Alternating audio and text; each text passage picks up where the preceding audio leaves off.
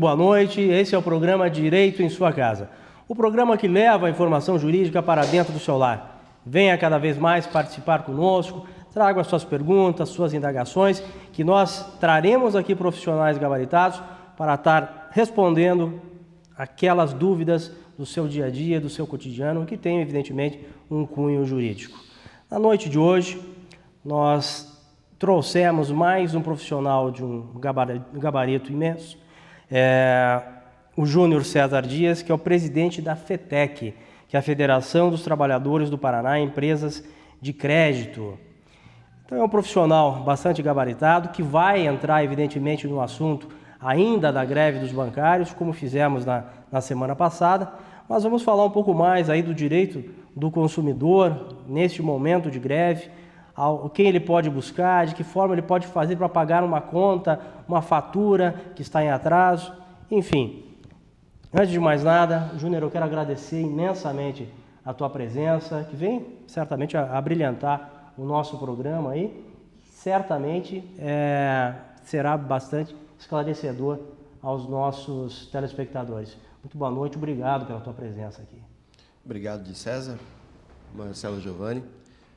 Nós da FETEC Paraná que agradecemos o convite, até porque a gente sabe que esse programa tem o objetivo de conversar com a população sobre os problemas ou os desentendimentos ou os mal-entendidos, na verdade, melhor dizendo, sobre o nosso processo de paralisação. O Júnior, que vem aqui com a camisa da exploração, não tem perdão, que, evidente, vamos entrar um pouquinho no assunto da greve, porque aí já está mais de uma semana em andamento a greve dos bancários, mas toda a negociação, ela passa, evidentemente, nas tuas mãos, né?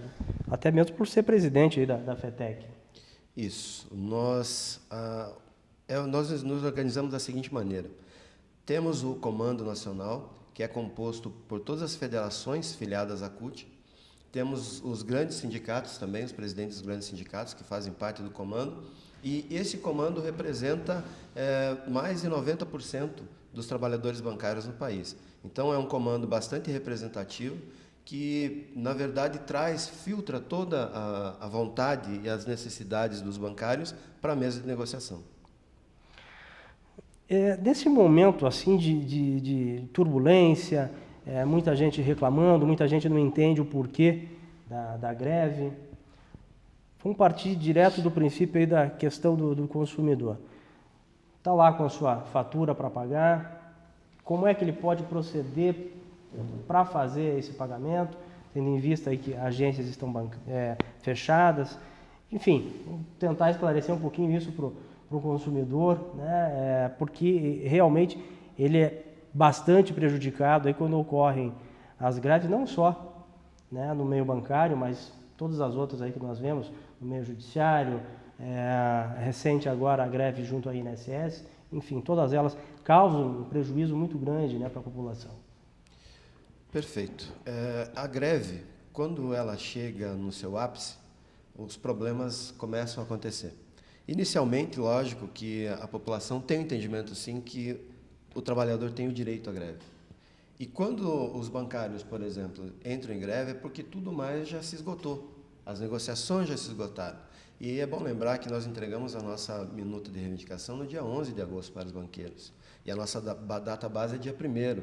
Então, tempo suficiente para que eles tivessem realmente elaborado uma proposta que contemplasse as nossas reivindicações. Não foi o que aconteceu.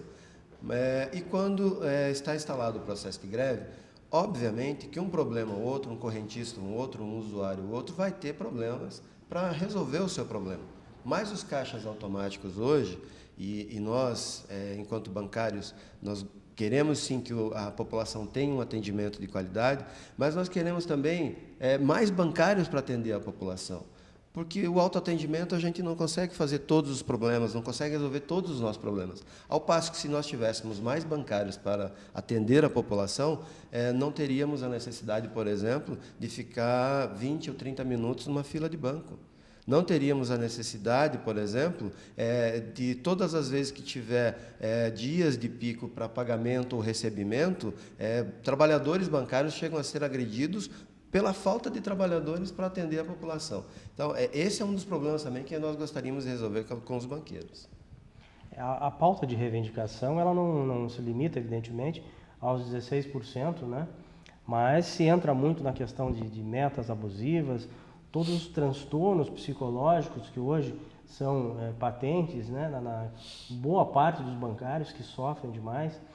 Mas eu vou passar a palavra também ao colega Marcelo, que também quer fazer algumas indagações aí, para que fique cada vez mais claro para a população do porquê da greve, que é um direito constitucional, isso deve ficar bem claro. E para que ela ocorra, há toda uma negociação anterior. Não se chega simplesmente de um dia para o outro e fala, não, hoje nós estamos de greve. Não, houve toda uma negociação. Então, o que está sendo buscado é mais do que justo. Mas, por favor. Né? Boa noite a todos. Boa noite aqui ao nosso querido companheiro Júnior, que nos agracia com essa entrevista. O Estado permite que as partes, na negociação coletiva, busquem a solução sem que haja conflito. E eu queria, assim, para o telespectador entender um pouquinho, Júnior, que você falasse, que eu sei que você faz parte do comando do movimento de greve e você está à frente da negociação com os banqueiros. Primeiro, qual é a postura dos banqueiros na negociação com vocês? E segundo, assim, o mote de campanha de vocês, que está na sua camiseta, na questão da exploração, não tem perdão, que é a campanha nacional dos bancários, demonstra no seu bojo que não é só questão salarial, como bem destacou de César.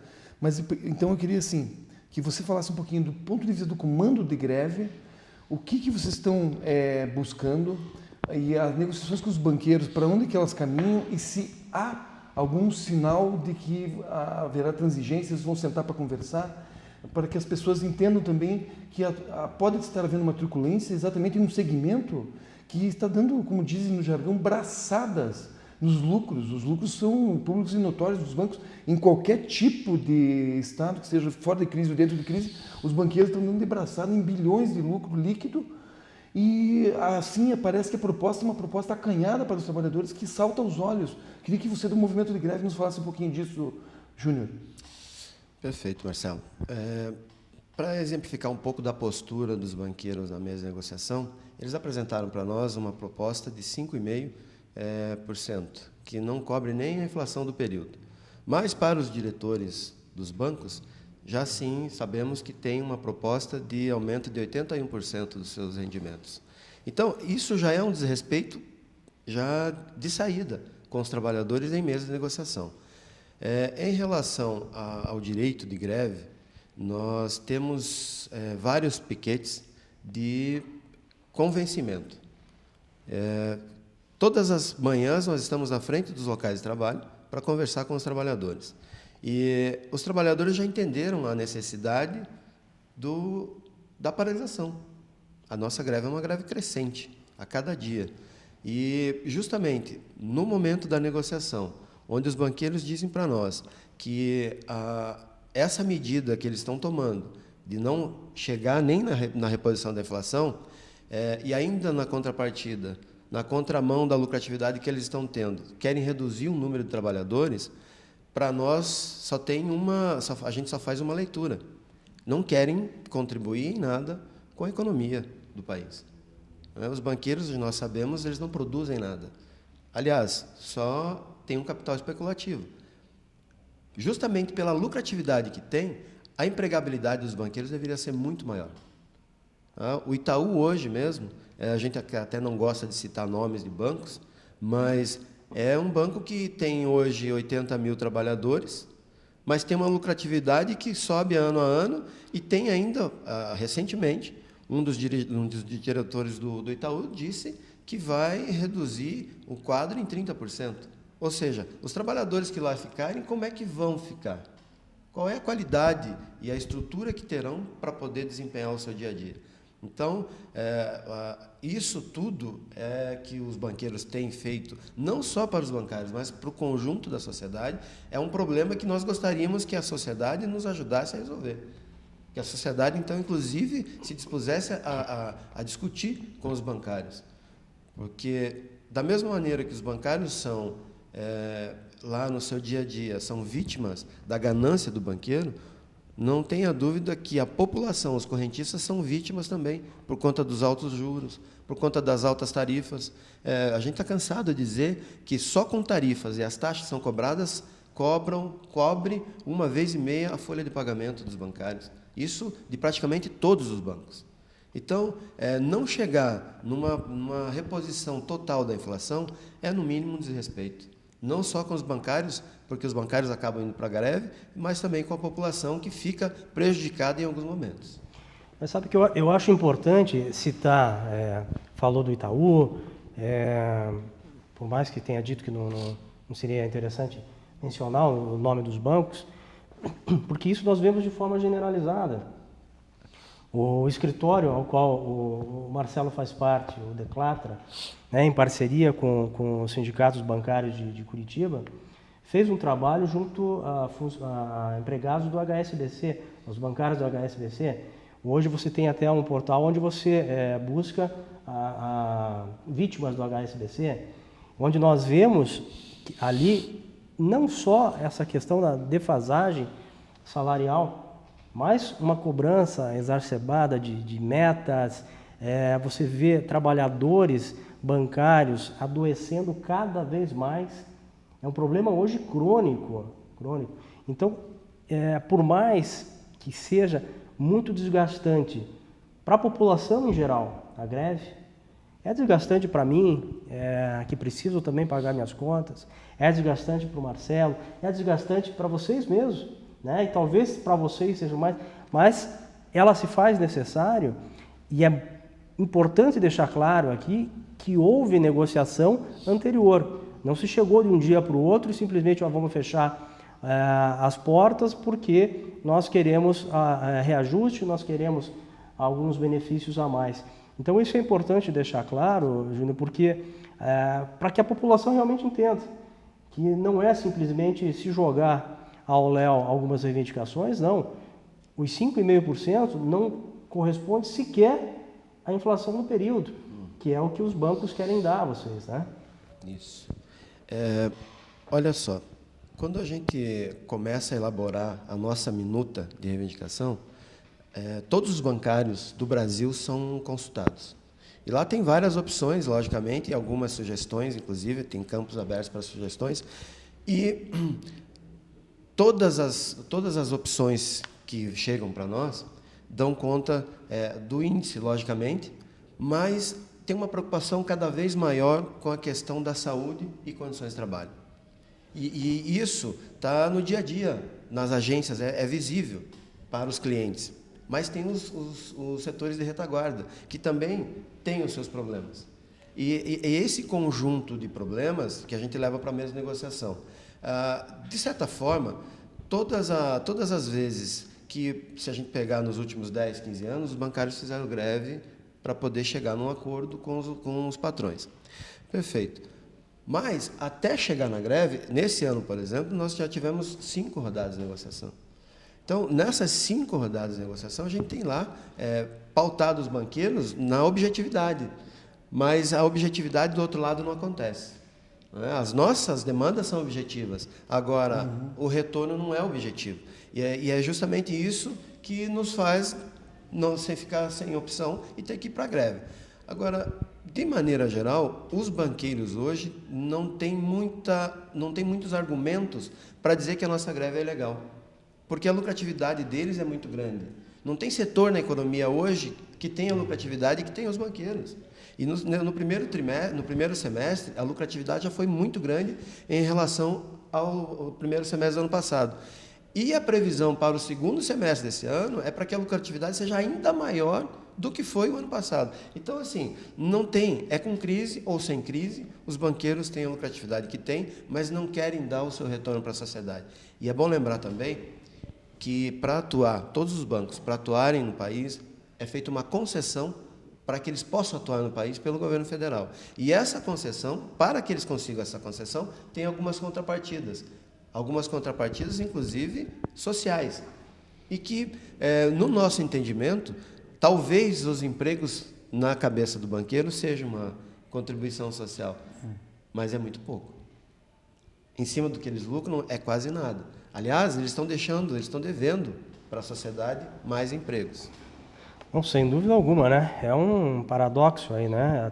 Diante de toda a situação que nós vivemos no país, toda a crise, e ver os bancos lucrando cada vez mais às nossas custas, né? Não só do trabalhador, mas às nossas custas, nós clientes dos bancos.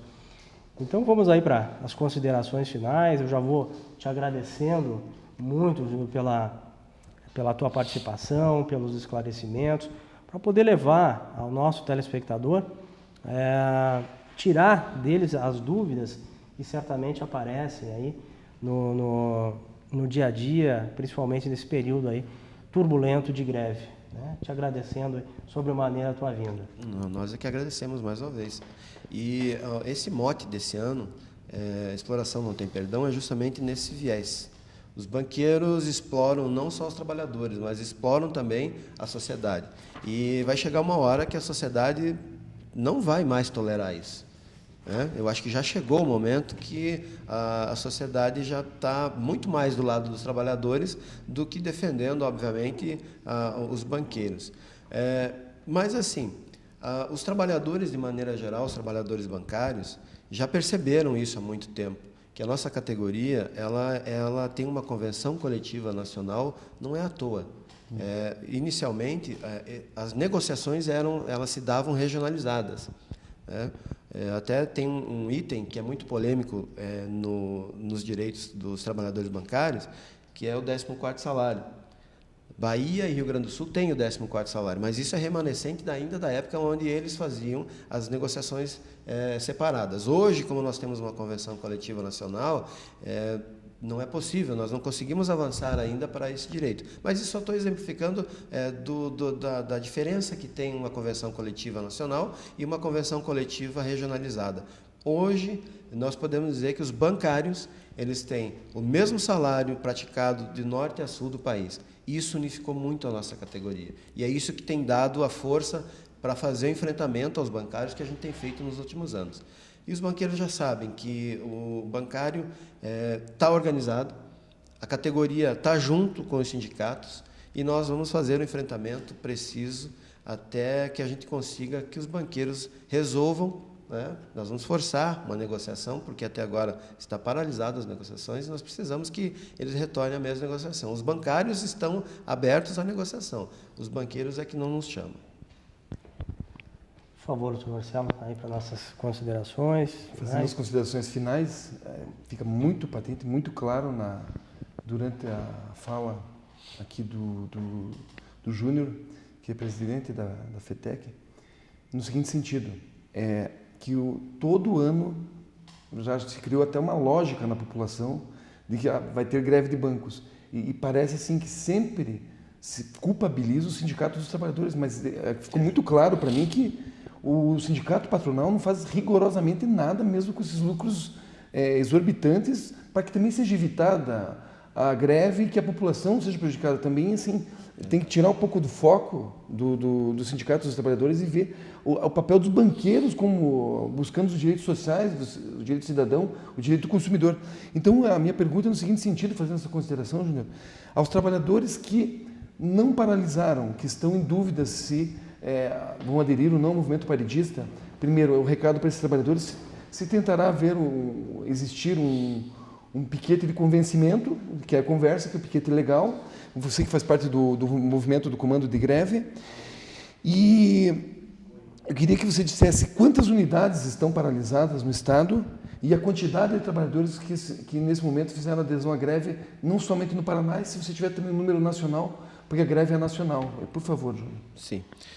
No Estado, nós tivemos perto de 15 mil trabalhadores já, desde o início da greve até agora.